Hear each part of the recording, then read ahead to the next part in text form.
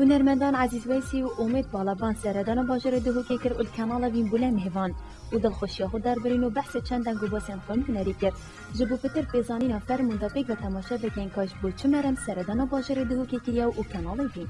سلاو رزو خوشویستیم هیا با همو کارمندانی وین تی وی لرگی تلویزیونی وین تی و چاوی همو بینران ماچکم.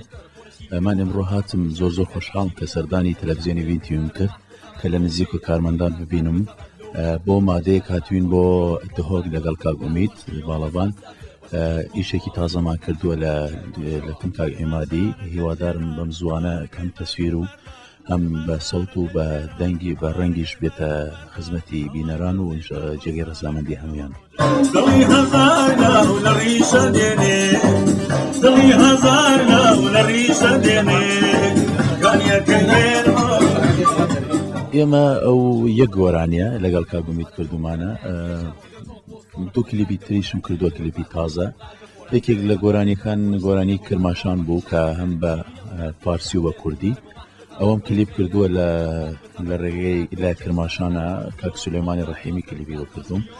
ایسا دوای سپانسر انشالله لم روزانه با سری سال دابزید کرماشانه جشیرانه هوای مردم مردانه کوچه شقامی یکه آوادن کرماشان موسیقی میرزاده تکه آوادن کرماشان دستو پنجه و نمره آوادن کرماشان شانازی حسن زیرکه شاری رنگین و جوان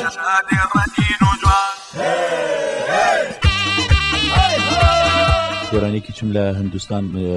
وعد وابو کلا ججنی قربانه بلاو بیتو منتاجی تاونه بو او کلیپا کلا لایکا که چنر بو او دوایی او ایشه کی باعث کایونه توانی منتاجی کا بردمانو ایران منتاج مان کرد ایسایتر توابو کلیپا که انشالله اوج لسر سالا بلاو بیتو خوشحال چون که رنگی شبانه تو بستان با اون قد بلنده چه فرهاد با اون قلب پر از عشق شب عشق داره پر شیرینه و فرهاد که شهر میزنه شیرینه اون حرفا شهر هنر و مهد تمدن غیرت داری مطبت به تولد والله ستایلی اما خود زانی ستایلی سریعه هالبرکیه گورین کی با لوانی لموزیک وانا گورین هبه لکوالیتا گورین هبه بس لستایل هر او ستایل کی خمان والله اما من او گورانیه اتر کاغ امید گورانی کراز رشو گورانی هناره او دو گورانی لسی دی پیشوا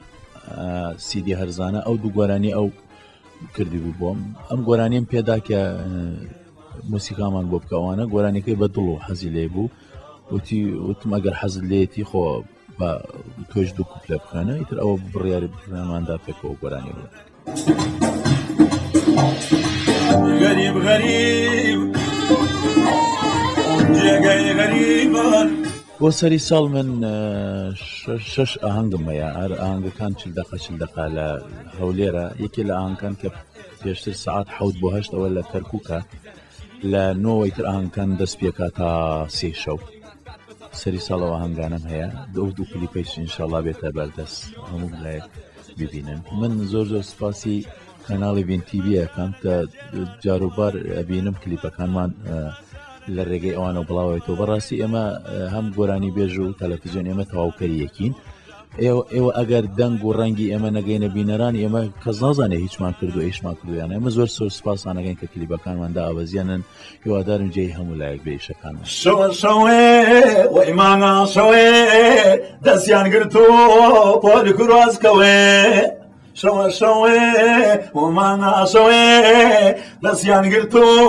پول کراز کوه زور خوشحال بوم اوروکا من نزیک ولگل هنرمند عزیز ویسی سردانی کانالی آسمانی وین تی وی مان کرد مولا نزیک و لگل برپرسانی ام کارمندان برپرسانی ام کانالا دانشتون و تاوتی چند کارێکی هونەریمان کرد و خۆمان بە خۆشحاڵ زانی ئینشاڵڵا نمونەی زۆرە کەناڵانە زۆر دەبی بۆ پێشوەچوونی ڕوتی هونەری کوردی لە کوردستان و گشتی لە ئێران.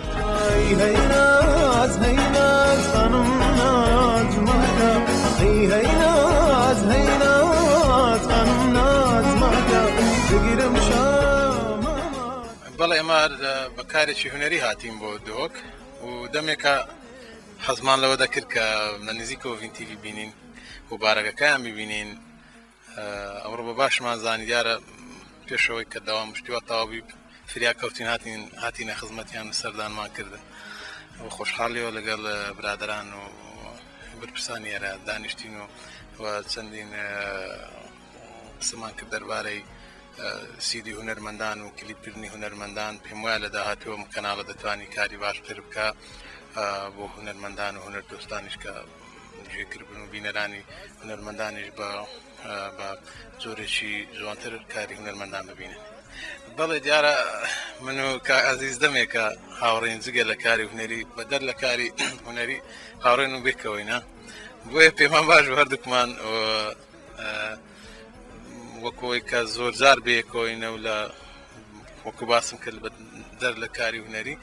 لە کارێکی هونەریش هاوڕێیەکترین بە هاوبەش بەرهەمێک تۆمار بکەین و کلیپی بکەین. دەسە لە مەرحەلەی تۆمارکردنیم من چەند جاری تر هاتووم بۆ مەسەلەی ئیشکاری مۆسیقاوانە ئەوڕۆپی سمزانی کاک عەزیز بینم بۆی دەنگی دەخاتە سەر ئەو تراکێک کە ئێستا لە بەدەستمانە. کاتێ بەلەندا لە ڕاودێنێ ئەوامەری لەسێ هەردووچیان پێکەوە بڵێ بکتە دوو جارێ یعنی جارێک هەردوو پێکەوە جارش کەش هەردوو پێکەوە. کاک عەزیز دیارە ستایلێکی تایبەتی هەیەەوە بۆش ناسراوە کە گۆرانی ڕتمی دەڵێ شتی خێرا دەڵێ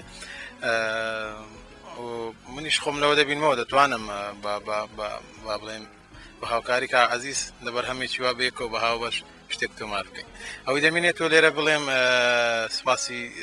کاک عیماد بکەم سۆری دەنگۆڕانگ سوپاسی برادران بکەم برادرانی میوزیکژن کە هاوکارمان بوون سوپاسی کاک محەممەد یاسینیش بکەم کە وەکو ژەنیارێک زیاتر لە برادرانی تری مۆسیقی دەرماندی بوو لەگەڵم سوپاسیان دەکەم پێم وایە بەرهەمێکی چاک دەبی ئینشاڵڵا لە داهاتوودا دەیبینن.